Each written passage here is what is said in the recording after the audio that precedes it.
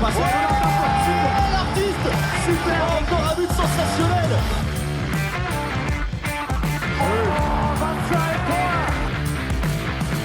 That's a brilliant bit of follow-up play by Mahe. Oh my goodness me, what a shot. Sagosen setter det hen! Han setter den!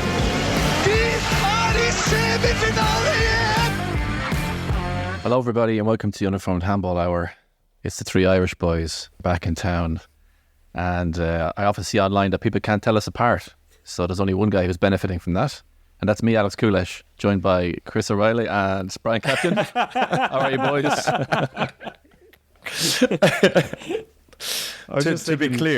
To be clear, let's make this clear, because most people probably did think that was Alex Kulesh, but too niche. Very niche. I was like, we've done this joke before. Well, how is Brian going to go with it? It was good.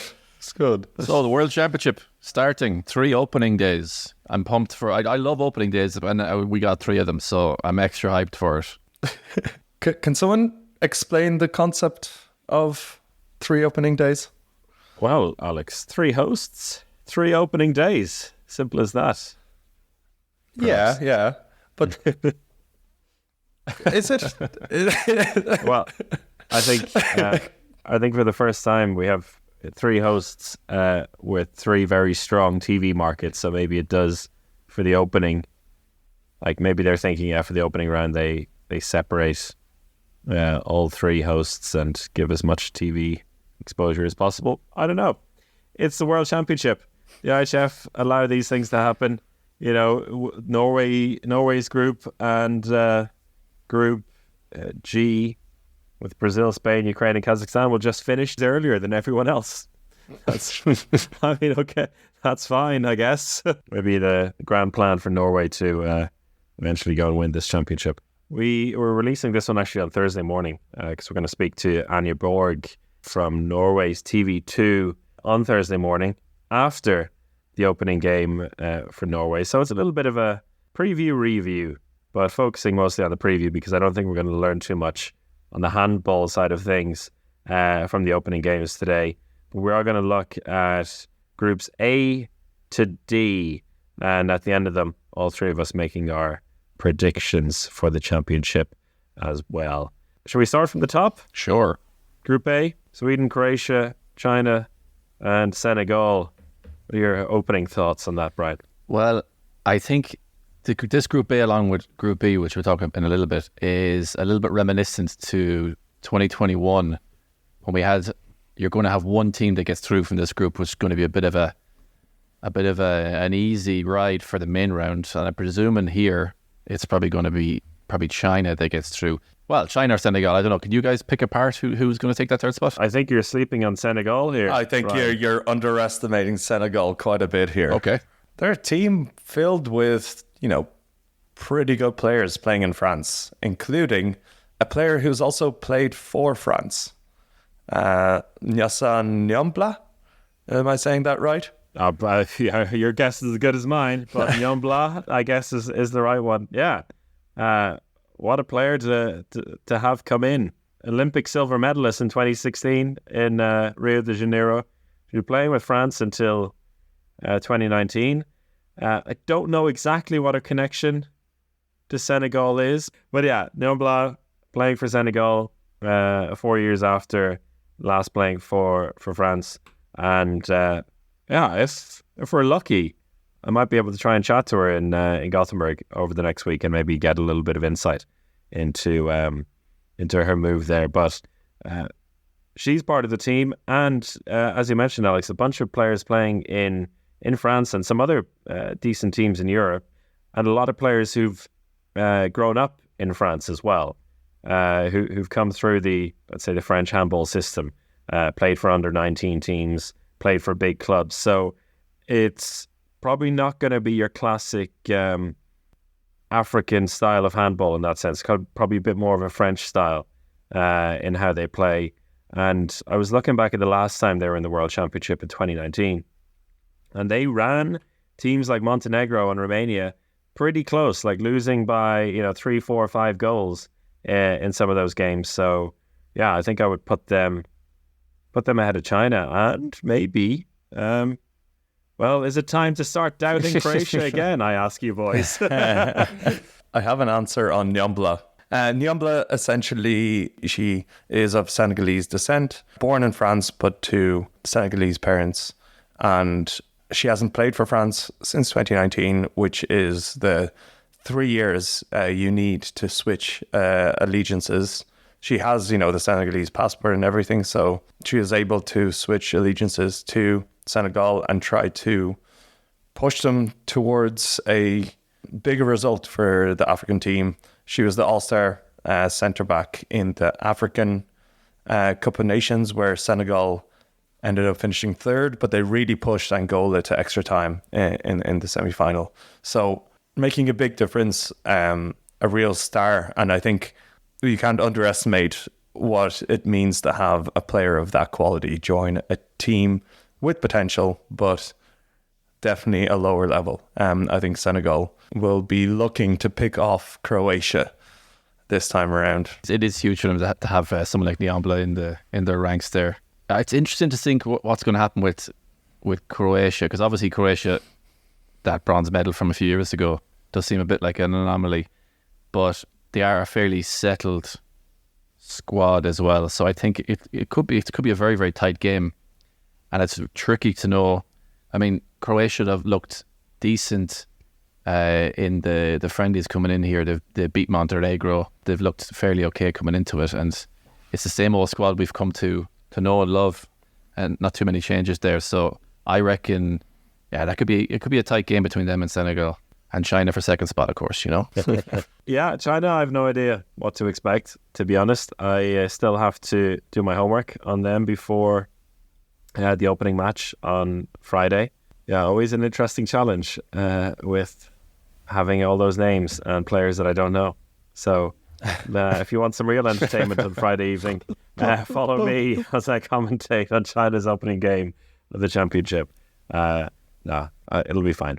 Won't be as tough as the joint North and South Korean team I had to do in their opening game of the Men's World Championship in 2019. That was a challenge. In our last episode, Chris, we kind of briefly talked about Sweden, and you weren't that excited about them, which is a bit unusual to hear. Or maybe I misunderstood you, but you didn't seem that pumped about their chances this time out.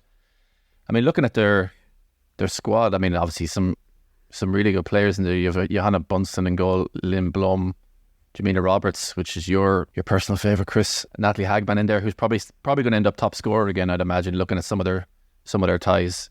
But you're not overly convinced. There's a lot of decent players in the team. The goalkeeper department looks all right, but I'm not 100% convinced by. Like, Johanna Bunsen, now playing in Sävehof, isn't maybe the same star that she was. Someone who's quite exciting is Irma Hutt from ECAS. We talked about her earlier in the season.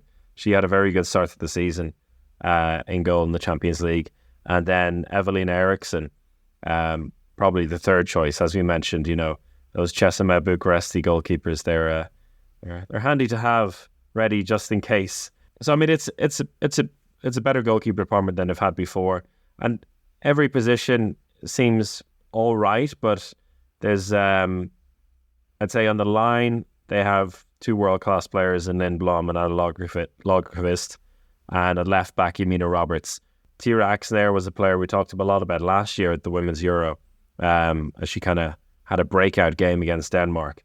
But I don't know whether she's ready to kind of take the next step and become a regular star for them. I would say they have a relatively good path. Like, they have a real chance of getting to the semi-final, but when we'll go into the predictions later, I don't know 100% whether they're going to pick up a medal. But if they get into the semi-final, then of course you have a chance. So it's all right. It's not, it's missing a Bella Gulden. Or just be used to seeing them over the years with someone like her. But like, it's Jamina Roberts not on that level? She is, but as a left back, I think. I don't know. They're missing a playmaker. They're missing the same level of playmaker, and at right back as well. I think right back is a real wild card position for them. They have two very young players, 21 and 23, the two Ninas, who I think have shown a lot of potential but haven't delivered yet at international levels. So, yeah, I think that's a little bit of a worry. And last year we saw that as well at the Euro, that they were just lacking a little bit of that's extra special play in the backcourt. And Yamina Roberts can't do it all on her own. But to be clear, they're going to be 4-0 Yeah. for the group, no? 3-0. Or 3-0, sorry. 3-0. Yeah. Oh, yeah. I think so. I think that they'll... Yeah, the thing is, they have one of the best quarters of the competition. That shouldn't be a problem for them. Maybe I'll get more excited by them as the competition goes on. But they'll have more than enough, I think, to sweep the groups. They do have Hungary in Group B, we'll talk about later, and they're a bit of a bogey side for Sweden. One point on it is, and I think you touched on it, Chris, that Sweden's core team has just a ceiling, which we've seen, and that's kind of fifth place, which they were in Euro 2022. It's, that core team of Yamina Roberts, Blum, Hagman, Jenny Carlson, they're all very, very good players, and Roberts probably a bit more than that, but they're just not quite there to challenge for medals. But they do have these talented young players coming through, which, as you mentioned, Axner, Nina Koppang, Nina Dano, but they're just a little bit too young to make an impact right now. It's just, I don't think it's exactly right for them. Those young players can really jump out and take a step in this tournament and push Sweden to a medal, but it's unlikely. So it's just a slight mismatch, and it feels like it's never going to line up perfectly for this Swedish team, because the next tournaments, after the Olympics, you're going to have a few players drop out. Still a very talented team, still going to be really good, really competitive against all the big teams, but eventually lose. That just seems to be the Swedish way. More of that towards the end because of who they might face in the quarterfinal. But particularly in women's competitions, though, these kind of young talented players could break out a bit kind of more unexpectedly than in the men's competition. So there's still that hope. Nina Koppang, by the way, her sister is Stina Blackstenius, the Sweden and Arsenal striker in football. Little tidbit for you all there. All right, Group B. Group B. Hungary, our favourite team to hype up every time a tournament rolls around, and we're always disappointed. But isn't it really time now that this team stepped up and just did more than maybe shock one team in the tournament and kind of grab the tournament by the scruff of the neck? But when you look at the squad, I see the same problem every single time when I look at the Hungary squad. I don't really see any true big leaders or big personalities in there. And I feel like they turn to Katrin Kloiber so much, who at 24 is maybe turned into that kind of character, but isn't, I think, fully there yet. And it's a very, very young squad, actually, when you do look at it. There's nobody over... How can they still be young? How are Hungary young every year? What happens to Hungarian women at the age of 25? No, but I'm saying, I would say they've disappeared to the they've ether. one player over 30. And so just like the mean average age here is quite mid-20s, which I think is probably good for them. Young in that regard. We're not talking about some of the other squads who have 6 players over. I think Denmark have 6 players over 30. No, you're right. Yeah. So maybe not young, but maybe mid. Do you understand where I'm coming from with the kind of the maybe lack? I think Blanca Biro maybe has a bit of that leadership personality, but obviously she's in goal. But when you look at the starting team, it's a lot of very nice players, and I feel like they maybe need someone in there that's a bit more of a bad arse.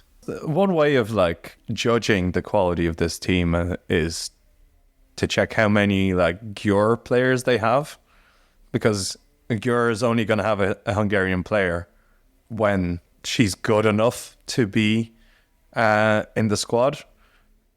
And really they have 2, Győri Lukács and Josai Schatzel, the 2 hardest names in world handball, on the wings. But no back players. playing for Jura. Quite a few FTC players, but still. Well, both the players you mentioned as well also came from FTC, and they always, for me, always felt more like FTC players than Jura players. But one player which I think I'm genuinely very excited about, who I saw a lot over the summer, is Petra Simon. She obviously was MVP of the under-19s Euro and absolutely looked like miles better, or head and shoulders above all the other players at that Youth Euro. And obviously we've seen her playing for FTC this season, and like just an incredible 1-against-1 player. Like, I mean, she's going to be their huge star of the future. Just like a player that can score you a goal from absolutely nothing. So I think maybe not right now, but she's going to be like the main go-to person for them in years to come. And it's going to be very interesting to see how she's going to perform now at this level. But she is definitely one to watch. Like a very, very exciting talent. Any FTC fans know what kind of quality she brings, and it's going to be exciting to see her develop over the next year or two. And this could be her springboard now into a lot of people's minds. Almost certainly going to get a fair bit of time, because Petra Vamos is the only other playmaker in the team. Yeah. And going back to what you're saying about this team being so young, she's 23 and has over 50 caps already. So I'd still have Hungary then to obviously top that group. Probably followed them by Montenegro, but I think when you look at the Montenegro squad, with them losing obviously Radicevic, who retired from international handball, Jokovic also is injured. They've kind of lost a lot of their more recognisable names. So you look at their squad now, you have Tana Gribic, obviously, who's still there. And you have maybe Pleti Kozic. I know some people recognise that name from her time at Zagreb and a few other places. You have Rajic in goal, Batinovic also in goal. So good goalkeeper duo there. But after that, I think the quality does drop off a good bit. So they obviously lost to Croatia in their friendlies on the way in. So, I mean, you know what you're going to get with this Montenegro team. It's going to be a lot of fight, but I think in terms of star quality, they've kind of dropped off a good bit, haven't they? They have, but we saw last year just what the pure determination can bring this team. Getting as far as the semi-final. It's a very different scenario this time, but I think the hunt for Olympic qualification places is going to drive a team like this as well, because it is, again, it's still a little bit of an end of a generation for some players on the team. So yeah, I mean, goalkeeper department, they're looking good. Gurbic in the centre back position, I think is fantastic. And then they have solid players in most positions. But yeah, the star power is really dropped off. I agree with you in that sense. They can't repeat what happened in the Euros, where they got that bronze. There was just so much. I know we say that they're always going to have that fire, but it was an extra level. Radicevic being the driver of all that. She's gone. I think Jokovic is still injured, right? She's not going to be playing. So she's a huge loss for Montenegro. She is their go-to back player when things are going wrong. And I still remember in that, was it the bronze medal game, where she was just like, she was completely destroyed, but she kept getting hit. At one stage, she got like a really hard hit, came crying off the court through pain and exhaustion, came back on and scored. And it's just like, that's, you can't just replace that type of absolute insanity. That and Radicevic, that's not going to be replaced. I think this is going to be a little bit of a case of Croatia, like a couple of years ago, where they had that really good Euro, and then the next World Championship they really failed because they couldn't replicate the same level of intensity. So I see that happening with Montenegro this time around. Then we have Cameroon and Paraguay rounding off Group B. Cameroon, the team that had 4 players disappear 2 years ago in Spain, and then nobody really talked about that again. That might be worth revisiting at some point over the championship. But yeah, hard to know exactly where they are. I mean, they have a lot of debutants, it seems. in the squad. I think still hadn't confirmed the final squad, so it's hard to know exactly who's going to be in there. And Paraguay, who Laura spoke to us about a couple of days ago, and she seemed quite up in them, right, Brian? Seemed quite excited about what they might deliver. So potentially a victory on the cards for them over Cameroon. A victory on the cards, perhaps, and then become the absolute whipping girls for the main round. Remains to be seen. But she was a bit cagey about the tie against Cameroon. She felt maybe the physicality might have a big influence there on that tie. So it'll definitely be an interesting head to head. I'd still pick Cameroon for that one. Group C. We'll speak more about it later with Anja in the podcast. Just one thing, and we'll get Anja's view on it, but Norway could be tricking us in the goalkeeper department. Silja Solberg, after having not played since February, giving birth in August, doing as all strong Norwegian handball players do, coming back just in time for a major championship, and is named in the as one of 3 goalkeepers for the squad, with Katrina Lunde not match fit yet, but ready when and if she's needed. It's fucking ridiculous. The one weakness. The one potential weakness. And that one weakness being Marie Davidson. Marie Davidson, Alex. It's, oh my God. Might have been our chance at last. She's like, here we go. She must be raging. Can you imagine that? You were like, oh, surely now, there's no way she's going to come back now. She just gave birth. And then out from the ashes, no, I'm here. Silja Solberg with a new surname. Silja Solberg Usselhassel. I actually butchered that. Chris, can you try it? Esthassel. Yes. Usselhassel. Just throw it in extra syllables in there. Right? You gave it good Norwegian energy. Yeah. I like that. That's true. The squad is pretty damn good, huh? More youngsters, some of the same youngsters as well who we came across last year. Some of whom we're a bit more familiar with than we were this time last year. It's it's just in I mean, Henny Reistad is not fully fit yet. I think she will be, but no better tournament to get fully fit than the World Championship, though. A nice few warm-up matches, come in, ease yourself into it. I mean, just what I was saying about Hungary as well here, when you compare it with this Norwegian squad, they have 1, 2, 3, 4, 5, 6, 7, 8, 9, 10 players over the age of 30, and one obviously at 43. Big difference there. But yeah, maybe a bit of mileage in this squad now. But yeah, still very hard to, when you pick at any position or you look at any position, just their bench options are just even so incredible. What do we think of South Korea? Yeah, I was going to ask you guys the same question. My thought on South Korea is that it's an Olympic year, and so South Korea are ready to show up.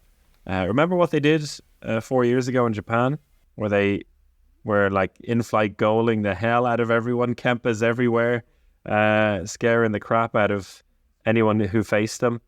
I'm excited to see what they come up with. I think they should be like the clear second best team in this group. Henrik Signell is their coach, who is a former Sweden national team coach. We know that Kim Rasmussen had a go at it last year as well. But wasn't happy with how the South Koreans were training, like the approach to training, and so they were overtraining. Overtraining, that was the issue. So yeah, let's see. I honestly don't know what to make of them until I see them. I again have not seen them. Didn't play many games since the last World Championship against European opposition. They've competed in the Asian Championships, have done well, but lost to Japan, which Japan seemed to be emerging as a handball powerhouse on both the men's and the women's side, which is great to see, and got destroyed by France in a friendly game.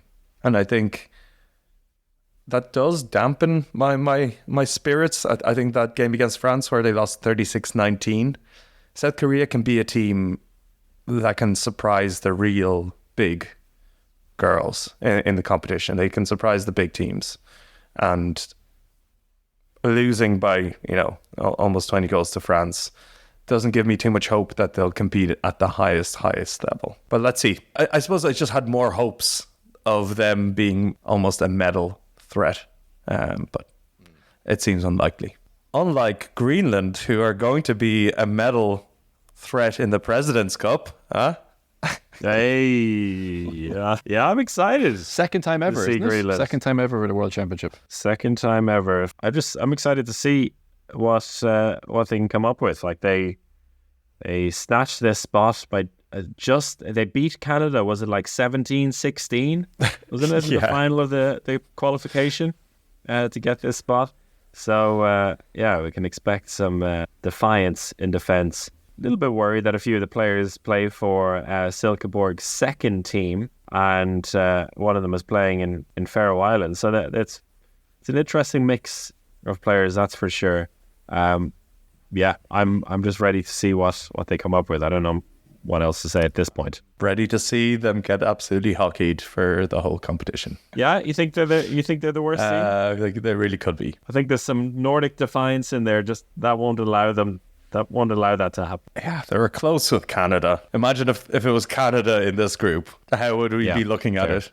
Yeah. Austria, any thoughts, Brian? Austria, I mean, I saw Austria play obviously a bit in the Euro Cup, and yeah, I think they're fairly well organised. Sonja Frey obviously is a tricky character to deal with. They have the Panza, two sisters in there who actually I was quite impressed with. They're both backcourt players, both playing for Podravka, and I think they were fairly tidy players. So I think they're decent also in the backcourt. So I think their backcourt is fairly decent, but you have them against South Korea. I'm not really sure in terms of kind of maybe hectic style of South Korea off, or are they going to be able to deal with that? It might be a bit of a tough outing for them. But I mean, wouldn't be out of this world if they also took second place in the group either.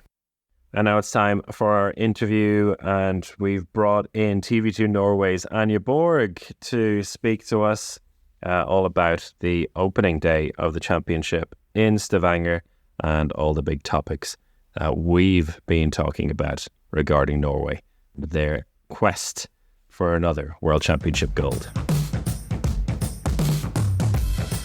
Please say good morning to Anja Borg, who's joining us from Stavanger. And there was just the opening games of the championship in Stavanger last night. It's the morning after the grand opening. I think the result was never in doubt. In the end, a 43-11 win over Greenland. But it seemed like a nice occasion, nevertheless, there. What was your take on it? Yeah, definitely. I think all the Norwegian journalists were sitting with all the different records and stuff like, okay, are they going to break anything? What is going to happen? But no, it was a really nice night yesterday. It was so much fun to watch Greenland and their fans. There were 200-300 fans in the arena, and they were going crazy and cheering on their team. And the Greenland team were so excited to be there. So it was really, really nice to just watch the game and see them being back in the World Championship after 22 years. It means a lot for these girls. So yeah, it was a good start. We've talked about this a few times on the podcast here, but because we feel like on the international front, the build up to the tournaments have been quite quiet. But how has it been in Norway? Obviously, as host, obviously probably a bigger focus. And what's the build up been like to the tournament? Well, for the Norwegian girls, they played 3 games Thursday, Saturday, Sunday before they met up in Stavanger on Monday. So they played Poland, Iceland, and Angola in Lillehammer and Hamar, 2 bit smaller cities in Norway. People love the Norwegian handball girls, so they want to watch them live. They also want to watch them on TV. So there were a lot of articles about them, especially about Katrine Lunde. Is she ready? Silje Solberg Østhassel, is she ready? We thought no, but she was ready. So there were, and of course Henny Reistad, that was also a topic. So there were a lot of interest around these girls before the championship as well. We'll go on to the goalkeeper non-crisis as well in a little bit, because that was something we were talking about a lot. But in terms of hosting a championship for Norway, only a couple of years ago we were supposed to have the European Championship co-hosted by Norway. That didn't work out during COVID. And as you said, people in Norway love this women's team. It is like a Christmas tradition to see them go and win gold. But having a good chunk of the championship at home must be quite special in that regard then. And is it kind of living up to the expectations of from what you saw last night with the occasion? Yeah, definitely. The arena was actually not completely full yesterday, but I think they played against Greenland yesterday, so I think it's going to be different in Trondheim when they probably are going to meet France in the last game before the quarterfinals. But people are excited. It's really fun, and you've seen like up in Trondheim, the handball people have really been brought up to life because of Kolstad. They've really like gotten people interested in handball. So I feel like the Norwegians, they really, really want to see the women live. But of course, we would love to have the finals in Norway, but we don't have a big enough arena. So that kind of sucks. So the fans want to see them live, but maybe also get their autograph after the game. Is is that possible? Are they sticking to that? The thing is that in the pre-games or in Lillehammer and Hamar, they had these autograph cards that they were like that they were giving out, and then they took selfies actually just with the distance. I had to run down to the mix zone after the game last night, so I don't actually know what they did. But the days before, they actually took the pictures, they took the selfies, but they didn't actually write the autographs, but they gave out the cards. So they did something, but not the same as the other teams. No. It is always funny, particularly in Scandinavian media, and seeing the Danes and the Swedes' reaction to that. It's like they look for something to pick on when it comes to their Norwegian friends, and also there was the comparisons to the men. Like you were talking to the men's doctors. You were like trying to find any angle possible on it.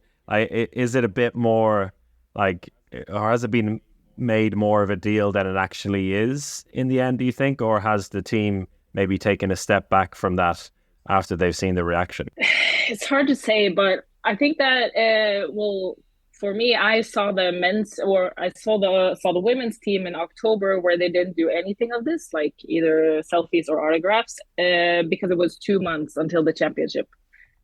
And then like a month later, the guys did the exact opposite. So we were standing there like, wait, isn't it the same national team? But it's picking hard to up say. children and hugging them. Yeah, I know. No, but the women's team, you can't arrest them on anything because they've won it all. So they're doing something right. And just before the championship, 2 of the girls were actually sick. So now they're good again, but it's hard to say. There's so much like sickness going around, so I can understand it, but I don't know if it's the right approach. Is that reflected in your media work with them in terms of interviews or in the mix zone? Are they also taking a step back there, or is there no difference? Actually, the media calls like today or the day before the Greenland game was outside. So we can, but I don't like, and in the mix zone, it wasn't a big mix zone, but they're not like standing 2 meters away from me. But we're trying to keep the distance as much as possible. But yeah, maybe, and that's kind of nice that we can be outside. We're Norwegian, so we like the cold, so it's fine. But it was really cold the day before the Greenland game, but. Yeah, no, it works fine, actually. Could you talk to us a little bit about this goalkeeper gate or lack of goalkeepers that the saga we've been through over the last few days, that Silje Solberg was out, then she was back in again, and it was, I think just we were talking about it, we thought we'd noticed maybe a weakness in the Norway squad, but all of a sudden that was then evaporated once Silje Solberg has come back into the fray. Yeah, so when Tori presented the team before, when was that? In the beginning of November? I think. I don't remember. Yeah.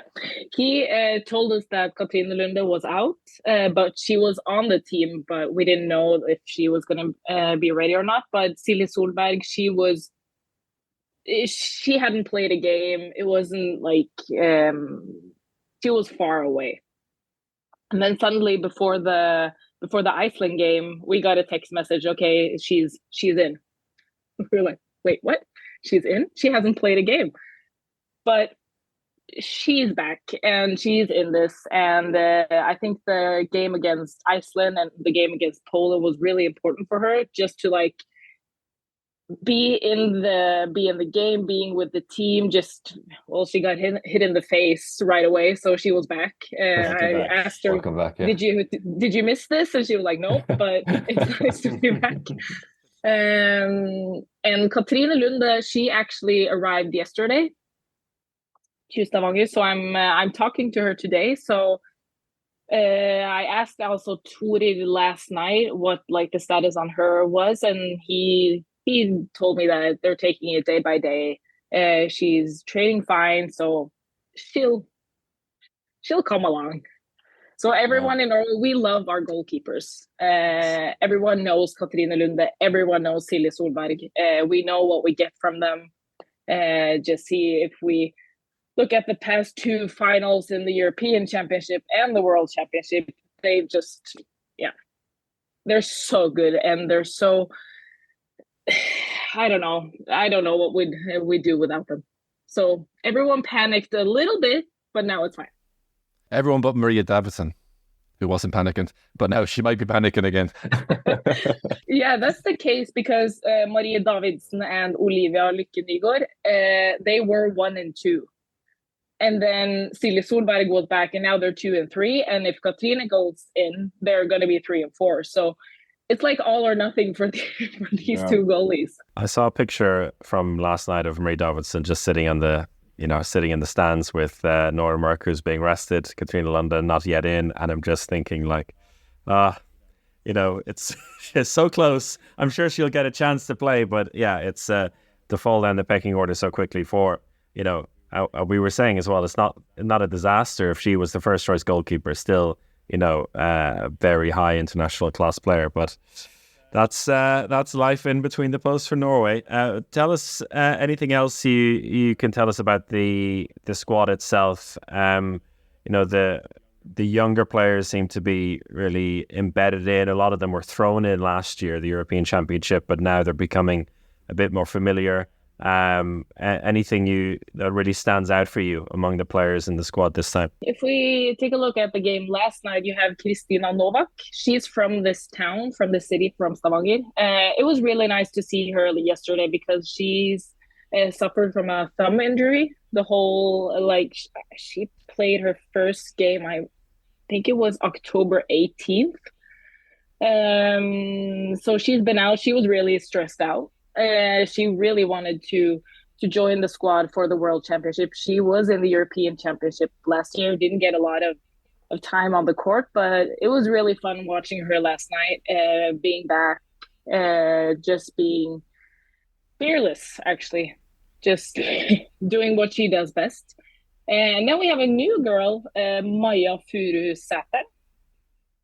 She plays in Larvik, and she's the top scorer in the Norwegian league. She is insane for Larvik. She has 101 goals in 11 matches. Wow. That's like an average on 9.2 or something like that.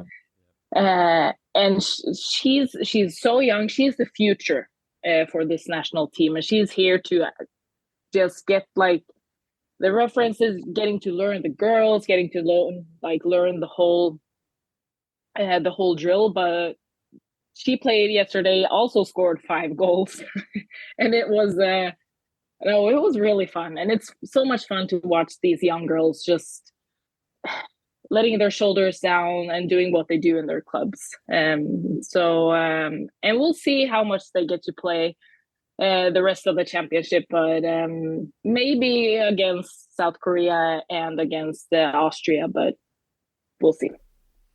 And in Norwegian media, what's the general opinion? Who are Norwegian fans scared of most? I mean, I know you're not scared of anybody, but who would you be scared of most when you look at some of the other teams in the competition? I think Denmark, definitely. Denmark in a final in Denmark, all the crazy Danes. They have three really good goalies as well. So I think Denmark is who we fear the most. France, you never know. Sweden are our brothers or our sisters, but I think Denmark is like our biggest fear. But I think the Norwegian people are pretty confident about this championship, especially if Katrine Lunde joins the team again.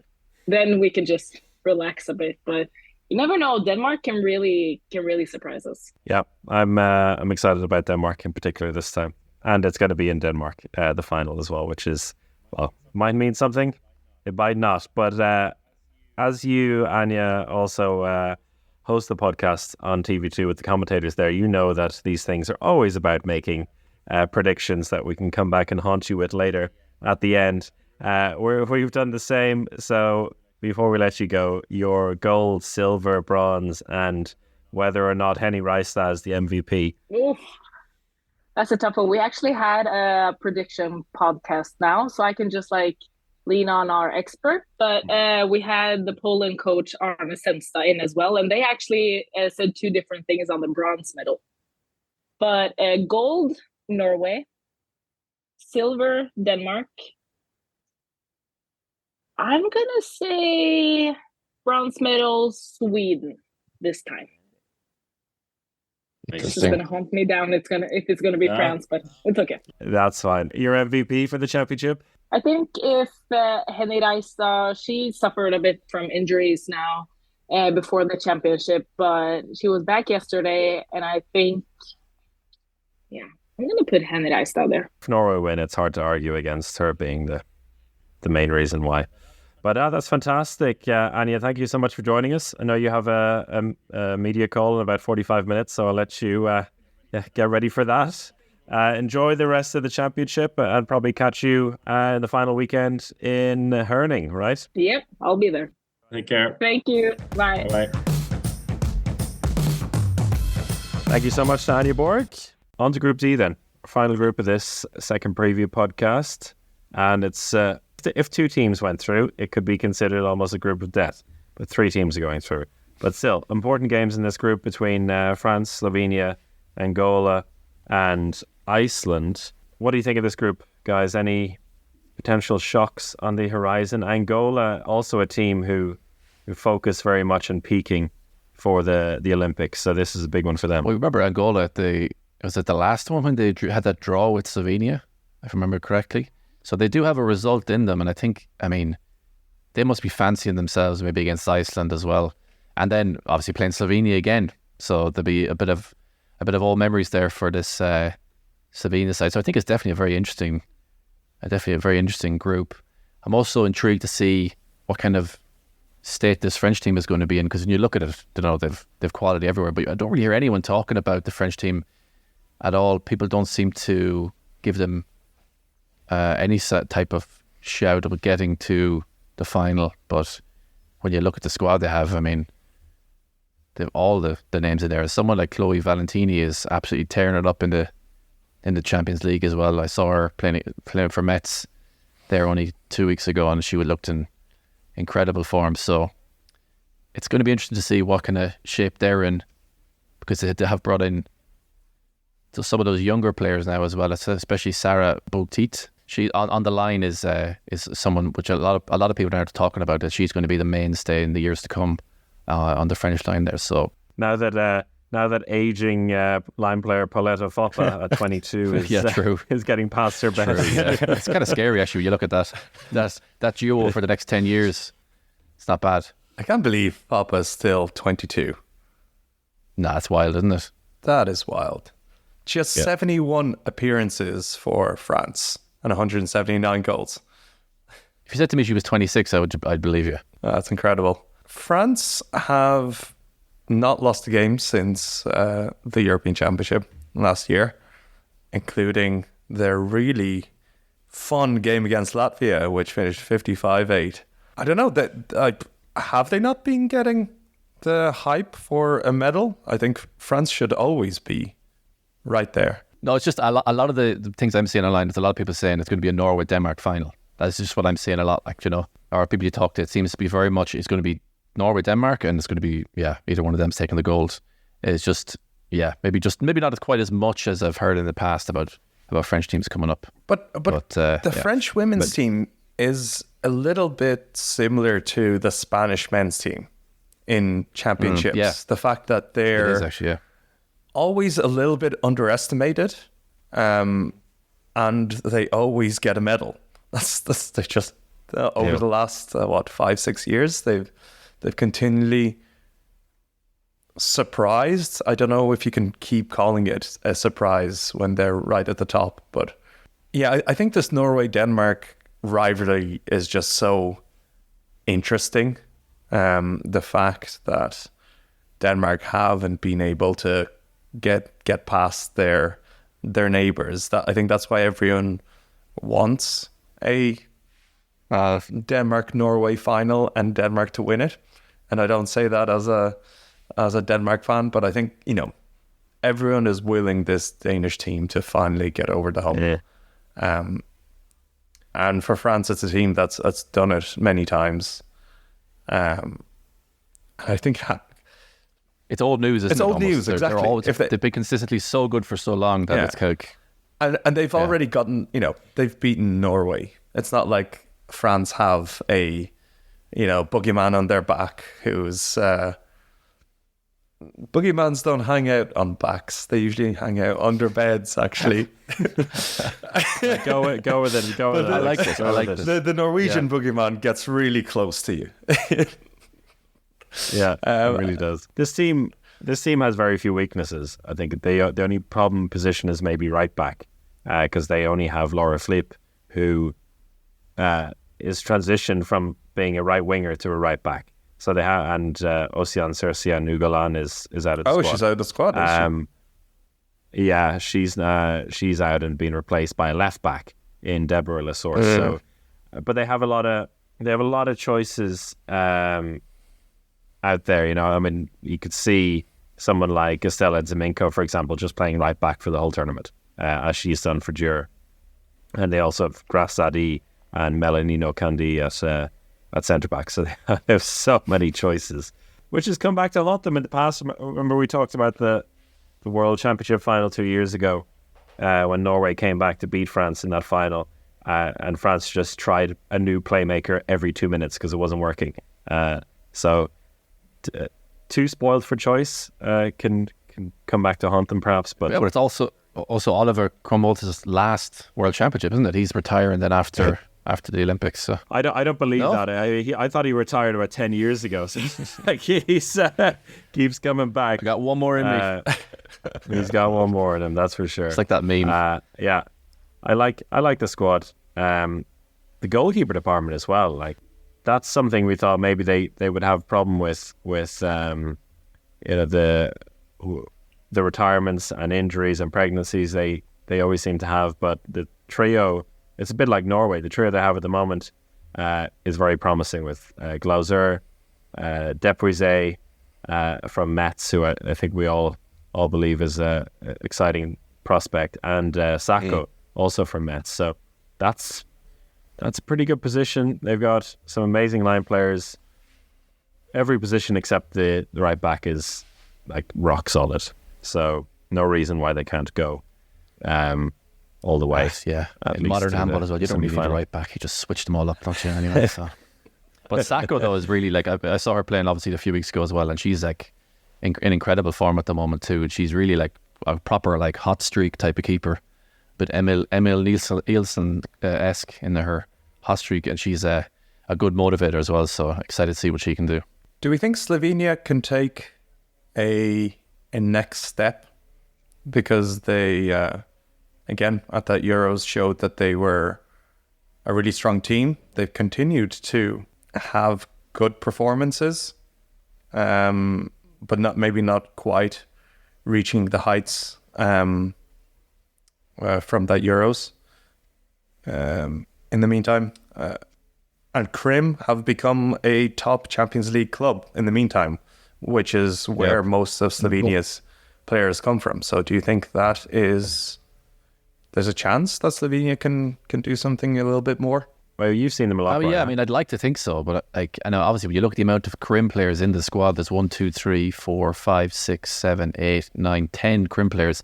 So in terms of consistency and working with Dragan Azic, who also is the Krim coach, obviously, you'd like to think that there's going to be some sort of synergy there.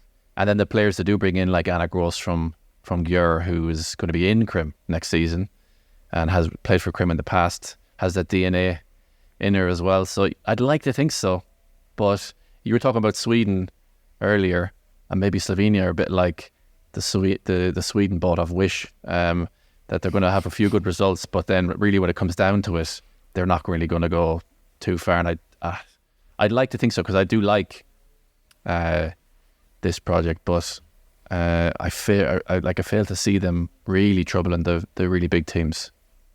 Yeah, the problem for them is they have to beat either France or Norway to get into the quarterfinal. Nightmare. That is a huge task. Yeah, but they had that big win against Denmark. Was it in the Euro? I think was it the opening game in the Euro? I think? They did. So they obviously have a big result in them, but to beat Norway or France, that's another. Again, in the Euros, they lost by 3 to Norway in the main round. So home, of course. But they won't be too far off for sure. But yeah, it's going to be tough. And big absentee for them is Elizabeth Omaregi as well, who played a big part. She was big last year. We'll wrap up now, as we love to do, as we always do, with our predictions.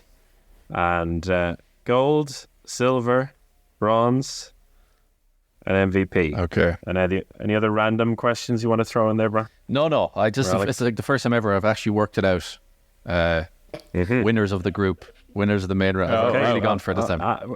Brian, Talk us through it. Okay. Talk us through it. Talk us through it. Okay, so I have from Group A and B, I have Sweden and Hungary in that order, winning Group 1. So obviously top in both of their groups, and then Sweden and Hungary being top of Group 1. Then I have Norway. Yes, I'm kind of changing my mind now a bit, but probably have Norway and France, number 1 and 2, in Group 2. Then I have Denmark and Germany, top of number 1 and number 2 in Group 3, with Japan in the third position. And then I had the Dutch and Spanish leading Group 4. So number 1 and number 2 in Group 4. So then we have a Sweden-Germany quarterfinal with... maybe I'm changing my mind now. Maybe it's going to be Germany winning that now. I'm not sure anymore. I said Sweden originally, but maybe Chris, you've turned me a bit. Actually, no, but I will say Germany. I'll go for Germany winning that quarterfinal. Norway, Spain. Norway are going to win that. Denmark, Hungary. That's a nightmare for Hungary. I think that's just not a good matchup. So I think Denmark are going to win that. Then it's the Dutch versus the French, and I think that's also likewise a terrible matchup for the Dutch. They're also, I think, building to something else. So I think France are going to win that. So then we have the semi-finals of Germany, Norway, which Norway are going to do that, going to do the job there. And then Denmark versus France, huge match. And then I think I'll pip Denmark to beat France. So then we have, what I said earlier on, we have a Norway-Denmark final. And I'm going to go for, Norway. As boring it is, it's not what I want, but I think Norway are going to do it. So Norway, Denmark, and then for bronze medal, I'm going to say France. Top scorer, Natalie Hagman, with 140 goals. And Natalie Hagman with 68 goals. MVP, Henny Reistad. And what else did you want to hear? That's it. Okay. That's good. There you go. Disagree or agree? Does that make sense? Silence. Still doing your math, I'm completely doing my math here. Okay. But I think it is the likely path you've laid out, Brian. Yeah, I'm not feeling any big surprises somehow. I don't know why, and I don't know where they would be. Like Hungary and Denmark was one I was thinking, could Hungary do the job there? But I just don't see it. I really don't see it. Spain versus Norway, I don't see anything happening there either. There's one in the quarterfinal lineups. I pretty much agree with you fully. Maybe one danger for Germany is Japan, the group with Japan, and also they don't always get the job done against Poland. So Japan potentially sneaking in there behind Denmark in that main round group, and then they would face Sweden. I think Sweden and Germany just played each other twice in test matches, and of course, disclaimer about test matches, proven by the fact that there were two wildly different results. Germany won one of them by 3, and Sweden won the next one by, I think, 5.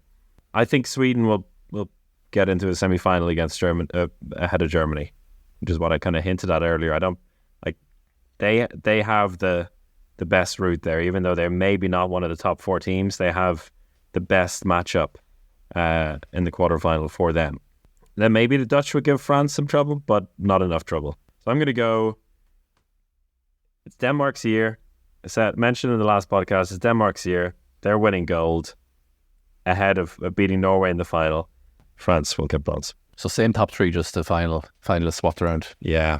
I feel like we're lacking surprises, but I don't know. I don't know where they're going to come from. So I'm gonna give a surprise here.